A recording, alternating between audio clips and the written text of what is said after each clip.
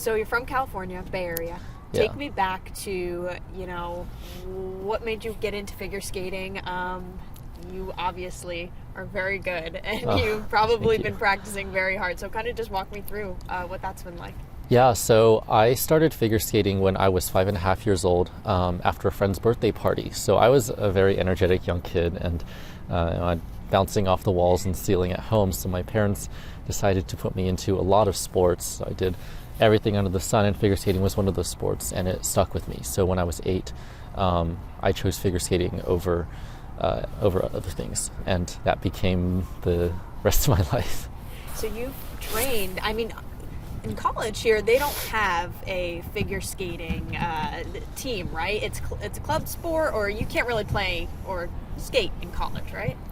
So Brown has a rink, Meehan Auditorium, and there is a Brown figure skating club. There is a Brown, a collegiate competitive team, but figure skating isn't a proper collegiate sport in the sense that there's no, NCAA collegiate championships. There's no NCAA, there's no college recruiting for figure skating.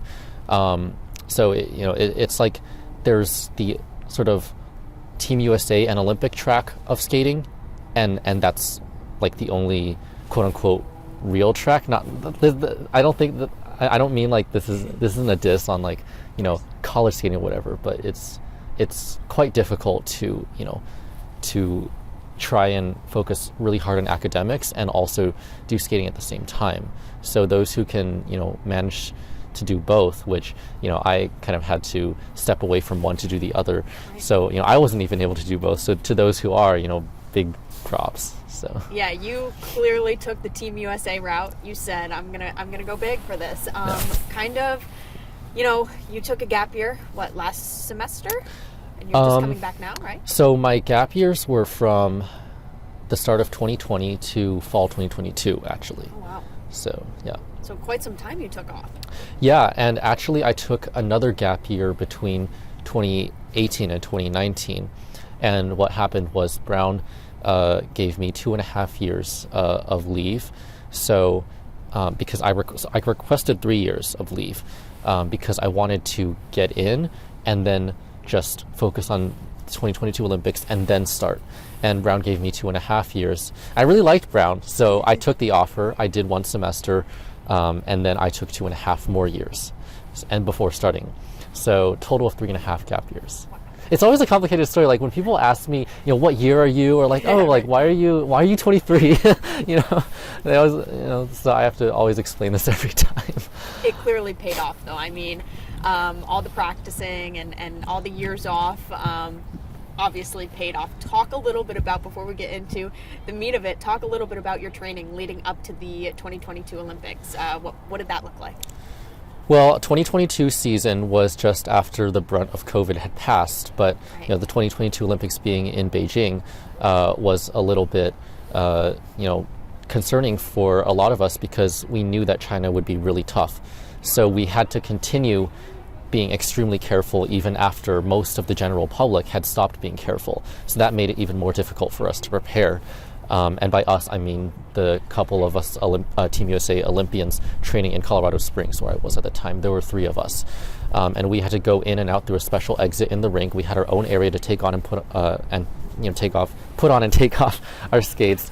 And in the couple of months, in the 1 or 2 months surrounding U.S. Nationals in January and then leading up to the Olympics in February of 2022, my social circle, like the people that I physically saw and interacted with, limited to my mother, my coach, my doctor, and the other 2 skaters going to the Olympics.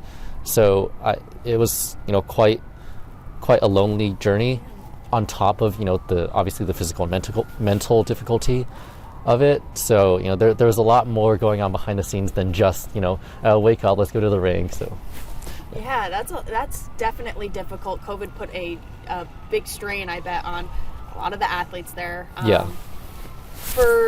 For you guys to go out there, talk about your experience. Was this your first time competing at the Olympics? Well, actually, I was also a 2018 Olympian. Yeah. Awesome. What place did you get then? I was 6th place then. Okay. So, yeah. So, okay, your second time at the Olympics now. Mm-hmm. What was the experience like? Well, Besides COVID, I know that was different, right? Yeah, I mean, aside from the elephant in the room, the experience there, I would say it was quite interesting because, again, China was extremely strict with their COVID policies, and everyone was in a bubble, so we were, we had to stay within certain areas. We couldn't go into the city. We couldn't interact with people outside of the bubble, and aside from getting COVID and being in isolation, I skipped the opening ceremony because the team event was the very next day or the day after, something like that. Yeah. And I didn't want to, sacrifice sleep and sacrifice all the energy so I could focus on my event. Little did I know I was going to get COVID. And then, my plan was I'm going to skip the team. I'm going to skip the opening ceremony, but I'm going to try and obviously have the medal ceremony and the closing ceremony to make up for that, because I didn't do the closing ceremony in 2018. And then so there was no medal ceremony. Actually, I was still in isolation when they were supposed to have the medal ceremony, but it got postponed anyway and then canceled. And then for the closing ceremony, I had clearance from the US OPC to go. I was, already in line to march with everyone. We were about to get on the bus, and then they stopped me there and said that I had not, passed some whatever. At that point, I had already been testing negative twice a day for 7 days, and I had not contact traced from or to anyone. I probably was the safest. I had taken most precautions out of anybody I knew, so it was, kind of fishy that I got COVID even in the first place. And they turned me back. So I just had to walk back to my room in the Olympic Village alone when everyone else was off marching in the closing ceremony. So, oh my gosh. So, it was just a bit of a weird experience, But I think looking back now, I'm grateful that, I went through everything I did because, it seemed to turn out all right. And also, how the cliche that failure is a setup for a comeback, and that was actually true, because I'm not defining my 2020 Olympics as a failure by any means, but what happened there and the adversity that that I had to go through there set me up for success at the World Championships after, where I made the podium. So that was huge. That was my sort of personal redemption moment, or that was my personal Olympics, I guess. Where were the World Championships? They were in, I'm gonna butcher this pronunciation, Montpellier in France. Okay. Yeah. No, that sounded great to me. Yeah. That's good. What place did you get there? I was third. Wow. Yeah. Congratulations. So, thank you. Is all just huge accomplishments, and you should be really proud of yourself. Thank you so much. Obviously, elephant in the room. The other elephant in the room, I guess, besides COVID, is this big scandal. You guys waited 2 years to figure this out? Yeah, I didn't do the math myself, but I think someone said 721 days. So. We're not counting them, right? Yeah. Oh my gosh, that is a long time. Every day passes by, and you're probably like, when are we going to find out? Or was it kind of just in the back of your mind at that point? Kind of walk me through that. I think it was very much in the forefront of everybody's mind, everybody being, all the athletes, especially because we would not stop being reminded about it, both by people sympathetic to our cause and by people unsympathetic to our cause, which, are out in full force right now. But during the last 2 years, I've been very outspoken about the need for, a clean and fair competitive field. It's just... It's so unfair for every athlete from around the world who has worked their whole lives for this dream, and then they go out on the competitive field and there's just others with an unfair advantage. It's simply unfair, and I really don't see how anyone can argue against that. It's doping is not allowed. It's not good, and we should not encourage doping.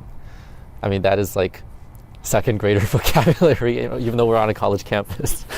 Brown, nonetheless. Ivy League here. Yeah, but it's that simple, and I've been advocating for that, and trying to make it aware that this is still very much an ongoing problem, and I hope that, with the platform that my teammates and I have, we can continue to advocate for that, so that our athletes of the future and our children, the next generation and the generation beyond that, don't have to go through, this, what I and my teammates had to go through. Yeah, very well said. And exactly what I don't know how anyone could really argue that. Yeah. Definitely. First U.S. team in figure skating team to get gold, correct? Yes, granted the team event has not been around for that long. How long? I think it's been around for 2 Olympics or 3 Olympics only. Okay. So. But still, an accomplishment that now in future teams will have to live up to, right? Yes, absolutely. And I mean, I'm not saying it's an easy accomplishment by any means. There, plenty of all the other top countries are worthy of, on any given day, it's like who's the better competitor that day, So it's any man's game. Yeah. So. You've given up a lot. Years of school, time with family and friends during COVID, has it been worth it? I think every single minute. I always say if I had to go through and live my life 100 times, I would very likely make the same decisions 100 times. Given the information I had in the moment, given the circumstances, I really think I did the best I could. And even if the outcome didn't necessarily happen how we wanted it, it's like either you win or you learn. That's what they say, and I think it's true. That's a mindset that's necessary for constant growth, constant self-betterment, and that's a mindset that I strive to embody. So, winning and learning, not winning and losing, right? Yeah. Love it. Do we have any idea when the award ceremony is going to be? That is in the works. Sure. I don't know when it'll be, but I do hope that the supporting team can come, and also my parents, and the athletes' parents, because there's a team behind the team, and it's never an individual journey. So I also hope that the people who enabled my teammates and I to get to this point are also recognized for their contributions, which are impossible to ignore. Yeah. What's next for you? Well, I'm studying. I've got 2 more years of college, and I'm embracing new horizons in life. What's your major? I'm studying economics. What do you want to be? Well, that's a great question. If there were no realistic constraints on what I could be, I've always said I want to be an artist and a mountaineer. Those are like my two of my passions. An artist, not in the sense necessarily of like painting or drawing, but any medium of art, whether it be writing, I love writing, or dancing, even part of figure skating I think is art. And I kind of want to learn to sing. I really love music, but artist and mountaineer. So. Yeah, I would argue that figure skating is definitely an art, right? Oh my gosh. Well, it's a sport just as much as it is an art, and there are a lot of people who say it isn't a sport, but I mean, there's a rule book that's this thick, and you can read it if you want. So.